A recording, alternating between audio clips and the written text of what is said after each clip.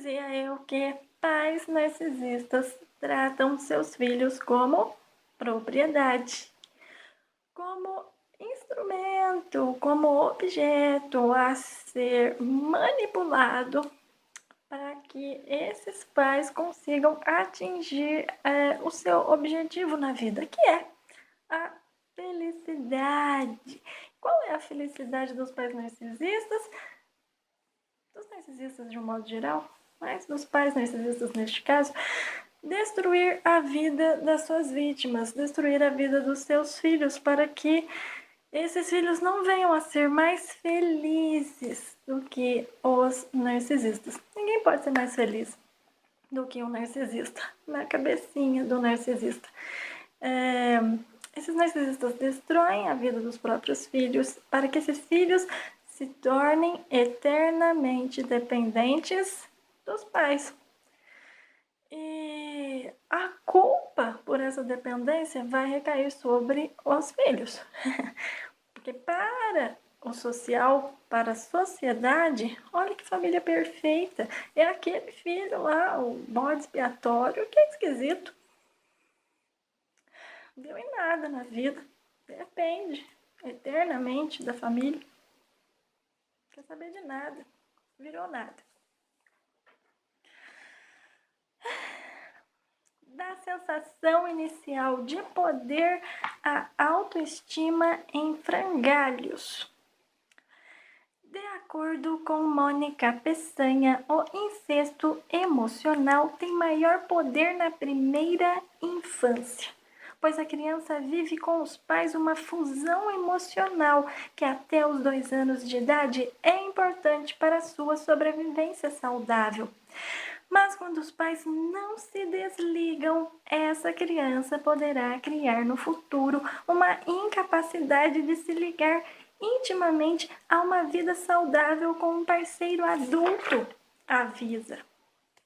Exatamente. Até os 2 anos de idade é normal e saudável, é vital para essa criança que criança e pais vivam essa simbiose, essa mistura, porque a criança depende, a sobrevivência dessa criança e o seu desenvolvimento e crescimento saudável dependem dessas pessoas que a criam, que cuidam dela. E esses pais precisam ter sensibilidade para que venham a se dedicar quase que exclusivamente aos cuidados para com essa criança. Mas depois desses 2 anos, se esses pais não vierem a se desligar dessa criança, o incesto emocional vai ocorrer. Quem vai se desligar dessa criança? São os pais. Não dá para esperarmos que um bebê vá se desligar dos pais. Então, quem precisa fazer o movimento de se afastar dessa criança é os pais. São os pais que precisam fazer esse movimento de retirada. Mas a gente sabe que o casal narcisista não funciona. Não é amoroso. Então, quando o filho nasce, o filho se torna a vida. Muito no mau sentido desses pais. Esses pais vão sufocar essa criança, de forma que só não vão respirar por ela por falta de possibilidade. Porque se pudessem, respirariam pela criança. Todos os pais narcisistas agem dessa forma? São assim? Não, mas eu estou falando dos pais narcisistas que cometem incesto emocional, ok? O incesto emocional é muito característico do narcisismo? Sim, mas não dá para generalizar, dizer que todos os pais vão cometer incesto emocional com seus filhos. Não podemos generalizar jamais. As crianças podem se sentir importantes ou especiais, porque são os confidentes escolhidos pelos pais. Embora provavelmente saibam que estão sendo tratadas de forma diferente das crianças ao redor, a sensação de maturidade pode ser estimulante. Sensação de maturidade, uma falsa maturidade. Essa criança está sendo enganada, está se enganando, porque ela é uma criança. Ela deveria estar sendo tratada como criança, não como adulto. Isso que é o mais interessante no narcisismo nas famílias. A criança, ela é tratada como adulto. E quando adulta, os pais querem tratar esse filho eternamente como criança. Querem que esses filhos dependam dos pais para sempre. Como se isso fosse lindo, maravilhoso. Só na cabeça de narcisista mesmo. Elas também podem sentir-se úteis ou mesmo poderosas, pois são elas que orientam seus pais durante uma jornada adulta. Exatamente isso. Como o desenvolvimento mental de um narcisista parou mais ou menos aos 3 anos de idade, ele é uma criança grande, criando, educando, tentando pelo menos educar uma criança, um filho. Então, o filho do narcisista, mesmo quando criança, consegue muitas vezes ser muito mais maduro do que os próprios pais.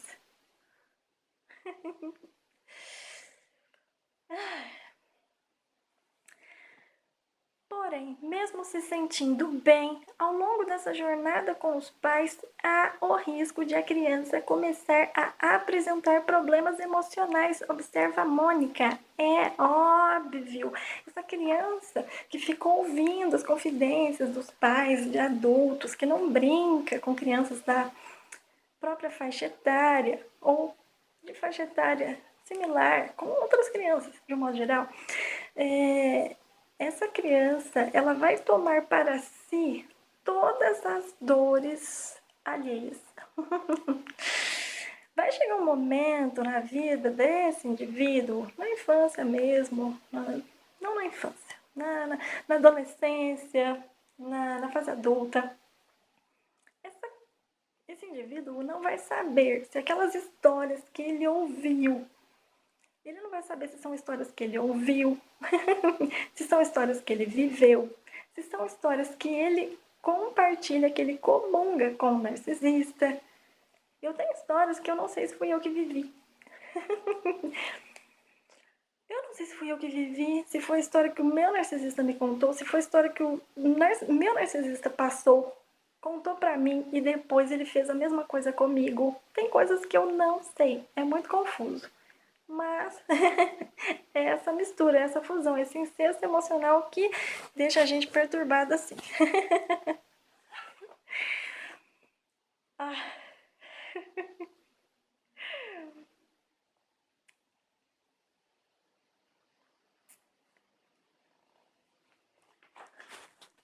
Por exemplo, eu era criança e eu tinha uma sensação de perda muito grande. Eu tinha muitos pesadelos com abandono, porque isso foi história que eu aprendi, que eu absorvi de narcisista meu. Uma história, uma experiência de morte que um narcisista meu passou, e esse narcisista passou essa experiência para mim. Então, eu achava que isso fosse acontecer comigo. Tinha muitos pesadelos com abandono quando criança. É óbvio que eu não passaria ilesa por esse tipo de situação. Eu desenvolvi, dentre muitos outros problemas, depressão infantil. Eu tratava com fitoterápicos, antidepressivos, ansiolíticos, fitoterápicos, mas tratava. Para Dora Lork, em muitos casos, os filhos se sentem amados e valorizados, sem perceber o alto preço que estão pagando por esse amor, entre aspas. No caso dos narcisistas.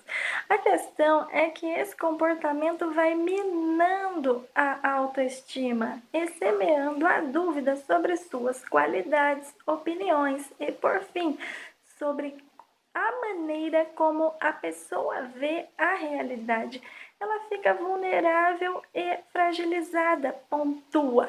Exatamente. Essa criança, ela cresce repetindo comportamentos, hábitos, falas. Ela não é ela. Ela está sofrendo uma manipulação total. Uma consequência muito terrível disso é ver a realidade com os olhos dos próprios pais. Esses filhos vão chegar na fase adulta e, como para os pais narcisistas, para os pais em geral, mas principalmente para os pais narcisistas, os filhos nunca crescem e são eternamente dependentes dos pais. Esses filhos vão sofrer o seguinte problema na fase adulta. Eles podem ter 20, 30, 40 anos no mais, mas eles vão se sentir infantilizados. Vai ocorrer um desalinho entre a idade cronológica deste filho e a sua idade mental. Esse filho vai se tornar um rebelde aparentemente sem causa, vai se tornar um bad boy, uma bad girl, vai se desviar do seu próprio caminho, vai apresentar muitas vezes um comportamento desviante. Sei da seguinte história real. Mãe narcisista já morreu faz 20 anos, mas a filha se prostitui para se sentir adulta, para provar a si mesma e a mãe já falecida, mãe narcisista já falecida, que ela já cresceu, que é adulta, ou seja, pratica uma atividade sexual, uma atividade adulta para se sentir adulta, a adulta que já é.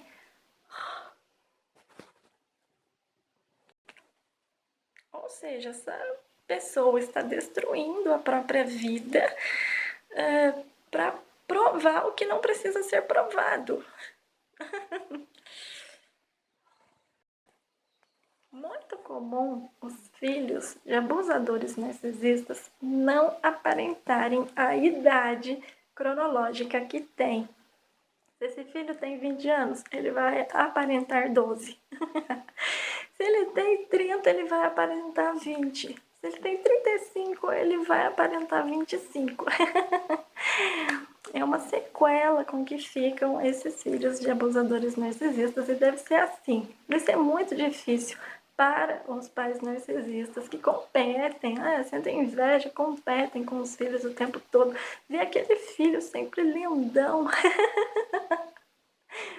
sempre com carinha de criança, deve ser um tormento para esses pais narcisistas. Enfim, eu não vou falar o que eu ia falar. Eu estou com 34 anos. A criançada aqui da minha rua, de vez em quando eles falam assim pra mim, falaram algumas vezes já, ai, você parece aquelas mocinhas de 19 anos. Eles me dão 19 anos. Oba, yes. Hoje eu comemoro, mas eu comemoro porque eu já consegui alinhar a minha idade cronológica e a minha idade mental. Como é que se supera essa sequela do incesto emocional? Aceitando a situação. Enquanto não se aceita uma situação, a situação persiste. Quando ela é aceita, ela evapora. Deixa de ser um problema. Eu não preciso adotar nenhum comportamento desviante para me sentir adulta, porque eu já sou adulta. E eu aceito que eu aparento menos idade do que... eu aceito que eu aparento ter uma idade inferior à minha idade cronológica. Quando uma criança que sofre incesto emocional, que fica trancada em casa sem amigos, vê um grupinho de crianças brincando, ela tem dois sentimentos básicos: autoestima -10, porque ela sente que ela não pode integrar aquele grupo, ela sente que tem algo errado com ela. Ela não entende que a situação na qual ela está sendo envolvida que está errada. Ela pensa que é com ela o problema. Se ela sente que ela não pode fazer parte daquele grupo. E ao mesmo tempo... Desculpe.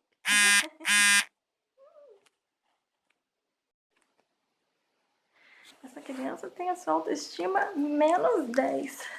Ela é criança, ela gostaria de ter amigos, ela gostaria de fazer parte de um grupo, mas ela não sabe como ela está sendo criada trancada, sem amigos, ela não consegue se aproximar daquele grupo, fazer amizade. Enfim, ela cresce se sentindo uma porcaria.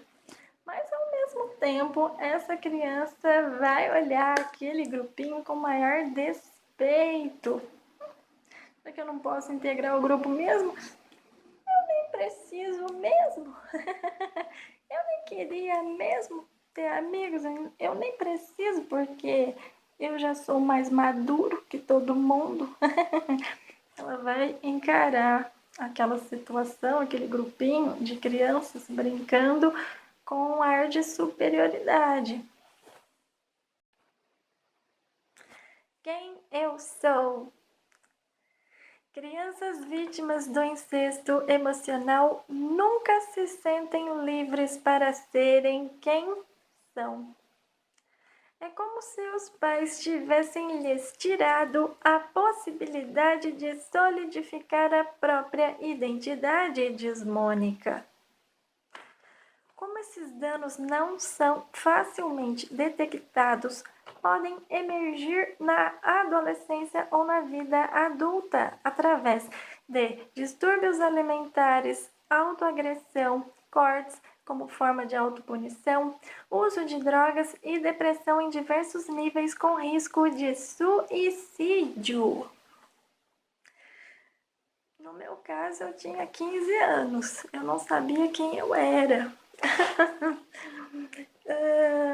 Eu era muito chorona. Chegou meu aniversário de 15 anos, eu não quis nem fazer festa, porque eu ia comemorar o quê? Eu entendo que a gente vem ao mundo ser quem a gente é. A gente vem dar essa contribuição ao mundo. A nossa missão é essa, ser quem a gente é. Aí você se depara, você nasce, você se depara com uma família que não permite que você seja quem você é, né? Você se depara com uma família que não permite, que rejeita quem você é, né? Então, a vida não faz sentido.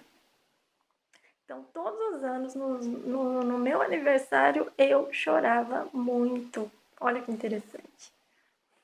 Era uma tristeza. Fazer aniversário para mim, durante muito tempo, foi muito triste. Não havia motivos para comemorar, não.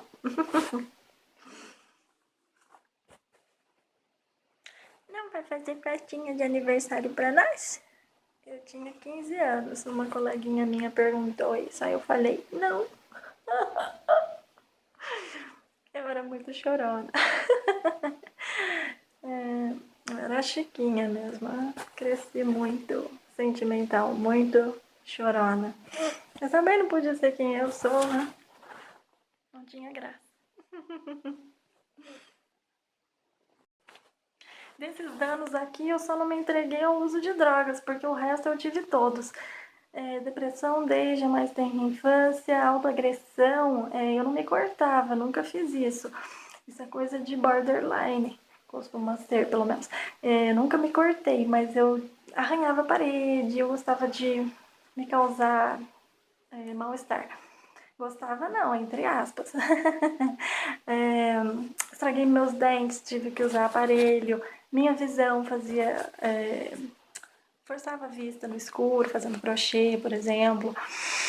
E tem a questão de distúrbio alimentar. Eu engordei na adolescência porque há uma rivalidade muito grande entre mãe e filha narcisista. Mãe narcisista e filha. Então, os narcisistas fazem uma campanha de jamais ter a infância da sua filha para que a sua filha engorde. Meus narcisistas falam, você nunca esteve gorda. Eu provo que eu tive assim, um transtorno alimentar. Não sei se vai dar para mostrar, mas eu tenho estrias na parte traseira, ao joelho, na parte de trás do joelho. Vamos tentar.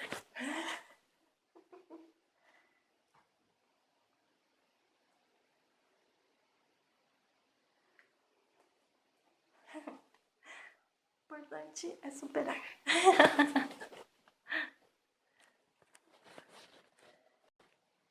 E dar a volta por cima.